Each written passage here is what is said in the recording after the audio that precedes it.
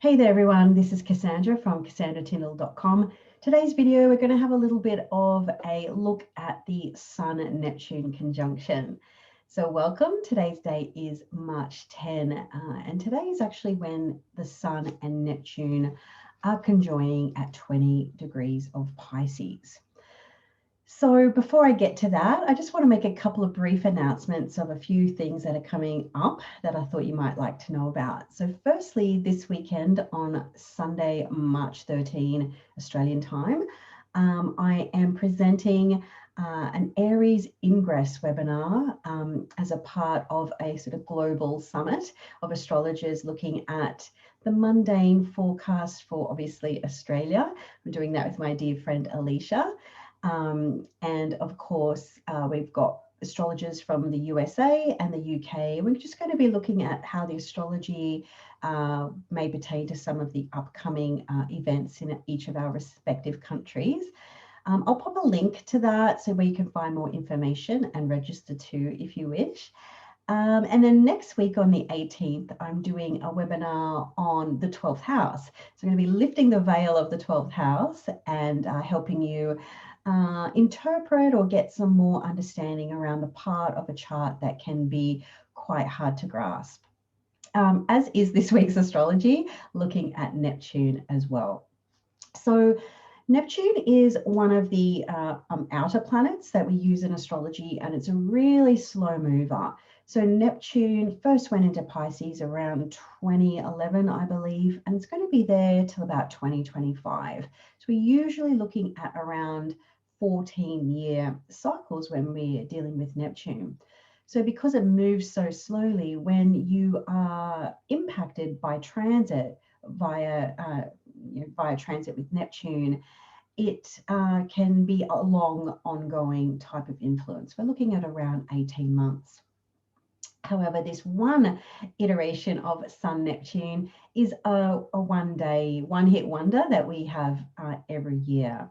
Of course, this might describe a bit of a lead up. So the last sort of week over the previous weekend that we've just had, you might have sort of noticed this feeling of wanting to be off grid or go with the flow or escape from something. I know I'm just recovering from a head cold that kind of smashed me a bit. And so I've just spent, a lot of time just vegging out, recovering, watching Netflix. So it did have that sort of Neptunian vibe for sure. So each year the Sun and Neptune, they meet in the sky. And so this is kind of an energy that kind of really brings some conflicting energies to the fore. When I think about the Sun really symbolizes themes to do with our identity, how we want to be seen, or the image we sort of really want to put out there in the world. What kind of spotlight are we radiating out to other people? And when you think about the actual glyph of the Sun in the sky, or the Sun in astrology too, it's the circle with the dot in it. So it's really where you want to hone in and focus as well. So the Sun can really link to themes of ambition. What is that enduring? It's not necessarily I just want to drop 5 kilos or save $1,000. It's more like, well, what's my enduring influence and focus that's kind of linked or attached to my identity and who I am as a person. The Sun kind of lights up who we are. And I think one of the saddest things that can happen to people is to never really feel that that light is reflected back and seen on you. And so this is sometimes what can happen when Neptune comes along, because unlike the yang, bright, dominant force of the Sun, Neptune is quite the opposite. It's very yin. So it's a very kind of watery planet. It's more receptive. It has more of a gentle influence, but certainly still very powerful. So Neptune is a very oceanic, boundaryless type of influence. It's very tidal, sort of comes in waves and then it goes out again. It kind of can have this feeling of undertow or a sense of discombobulation when Neptune's involved. There's a feeling when you're sort of on point or on focus with a very yang solar direction, and then Neptune comes along and it can feel like that point of focus or that point of identity somehow gets swallowed up. It's like you've spent all this time building a beautiful sandcastle on the beach, and then the tide comes in and washes it all away. And sometimes that can be what happens when Neptune becomes active in the sky or in your chart. Now, there's a couple of different ways to sort of think about this sort of separately, yet at the same time. It's one of the kind of funky things about learning astrology is holding a lot of nuance and concepts simultaneously. And so the transit that we're experiencing this week is a passing event. And I can't sort of help but notice that what is apparent in the news at present. So in Australian sort of news, we've got a lot of issues around solar figures, aka our politicians, and maybe some of the secrets or the deception that is surrounding behavior and misconduct and things like that.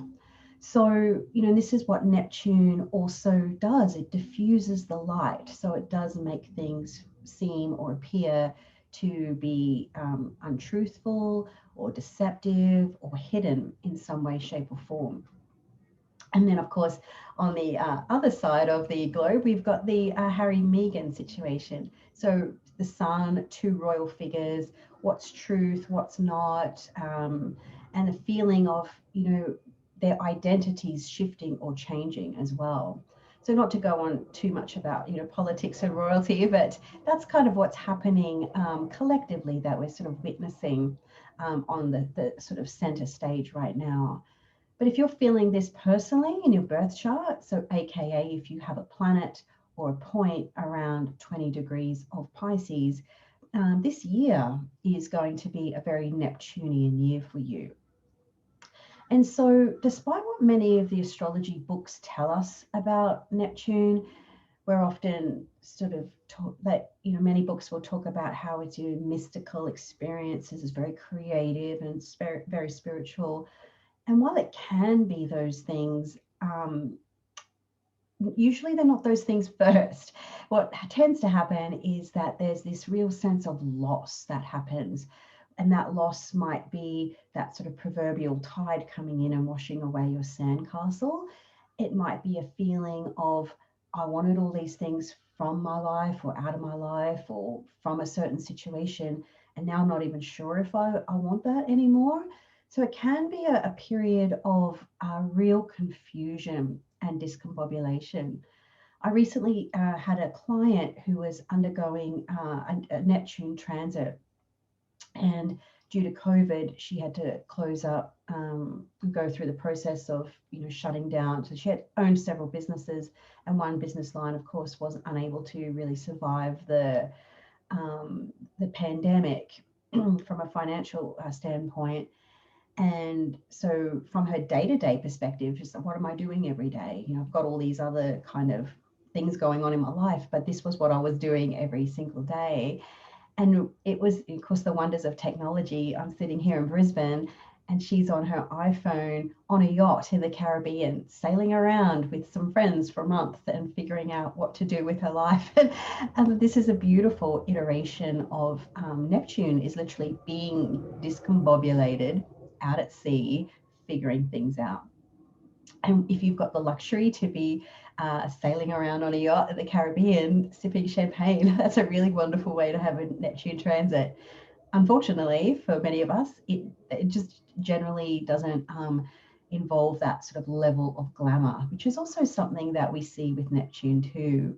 What is very Hollywood-like, what's behind the smoke screen and mirrors, and what appears to be very evocative and alluring and seductive. And then, of course, once you're in it, maybe not so much so. And one can lose itself, a bit like Welcome to the Jungle from Guns N' Roses, getting sucked in by all the pretty lights and things. And so when you have this, active in your birth chart at a period of time, by transit or what have you, there is this feeling of the world being washed away from you.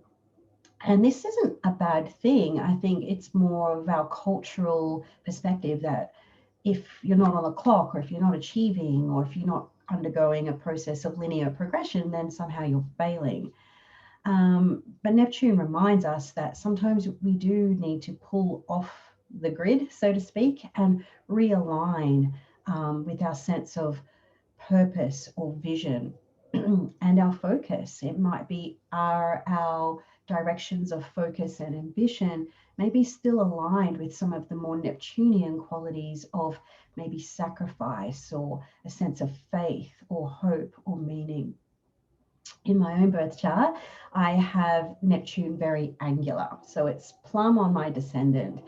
And one thing I've always really admired with people are those who are people of faith. And so maybe that also comes from a bit of my ancestry as well. But whether they find that faith in religion, whether it be Jesus or whomever, or whether they're just very spiritual or philosophical, what I really enjoy about people who have the archetype of Neptune, if you like, is that ability to, as they say, let go and let God. And that's what a Neptune influence does invite us to do.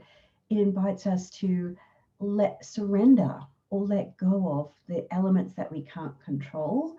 And not surrender and let it go as if to sort of say, well, I give up, I failed, and go on that sort of pathway.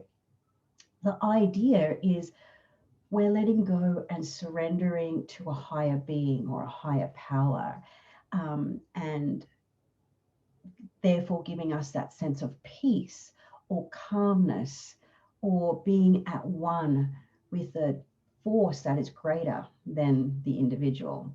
So imagine you being that individual just floating on a rafter in the ocean. You have no choice but to surrender. If anyone is watching season 6 of Vikings, it was when Ube and Tove had to escape Greenland and they were rudderless on the ocean for a long, long time. So that it is that feeling of directionless, of being rudderless or discombobulated.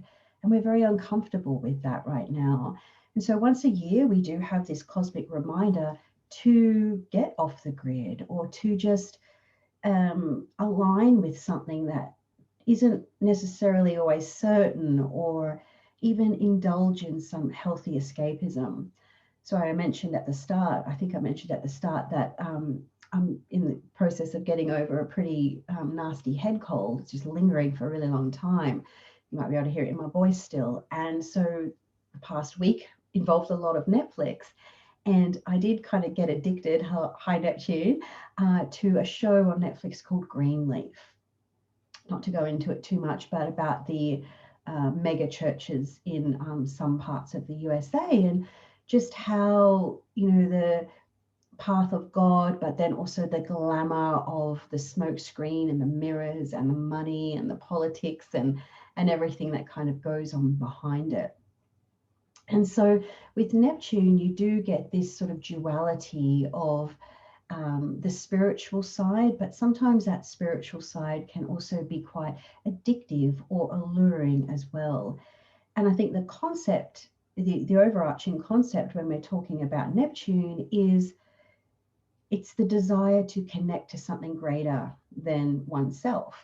Some people will find that through a church, or some people might find that through being in the ocean.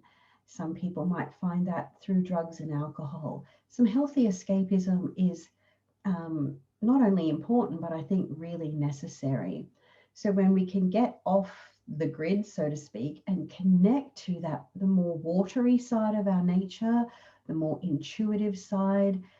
And because Neptune does diffuse and dissolve the boundaries of how we identify with ourselves, when we're talking about Sun-Neptune conjunctions in particular, it is about, when we have this dissolving and we're uncertain, there's a sort of darkness, not like in terms of a heavy darkness or a scary darkness, but there's a lack of clarity or an inability to see as clearly as we normally might. So, for example, when you start your car in the morning, and if you've parked it outside, there's that morning dew or ice or snow or whatever it is on your windscreen, you can't see clearly.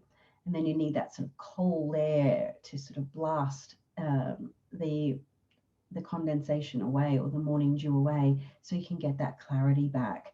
But if you're trying to drive when that windscreen isn't fully yet clear, because your vision is impaired, you have to sort of, adopt other senses. And that might be a little bit more of an intuitive thing. I've been here before, I've got to feel my way through until that vision gets clearer. Growing up in Australia, of course, something that we're taught from a very young age is if you're swimming in the ocean, well, firstly, stay in between the flags. But if you do get caught in a rip or a rip tide, just go with it. You can't fight the ocean. The force is too big. And when that force is too big, if you do try and fight against it, you're wasting a whole lot of energy and a whole lot of effort for not getting anywhere. You're going nowhere. So really spinning your wheels. So when Neptune is really heavily influenced in the sky, as it is now, if it's really a dominant influence in your birth chart, lethargy is a thing, tiredness is a thing, overwhelm.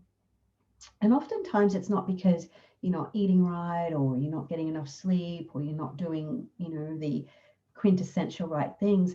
Sometimes, working with clients, it's a soul tiredness. It's something deeper, and it's because they're feeling like they're not as, lit up the sun as they could be. So we have this Sun-Neptune conjunction. We also have Venus and Neptune conjoined and a new moon in Pisces. So it's very Pisces Neptune this week. So you're invited to maybe step off the grid for a bit. Indulge yourself in something that allows you some healthy escapism. It might be a book. It might be delving into something that's mystical or religious or spiritual in some way. It might be just relaxing, a glass of wine at the end of the night and just sort of winding down the synapses, so to speak. Might be walks in nature, time by the beach if that's doable where you are.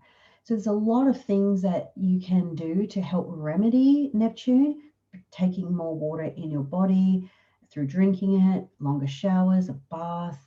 That soothing influence of water can help you to work with the energy as opposed to fighting against it. So I hope that's helped you figure out maybe a little bit why you're feeling the way that you're feeling right now. If you are in the process of undergoing a Neptune transit, please tell us about it in the comments below. I'd love to hear more.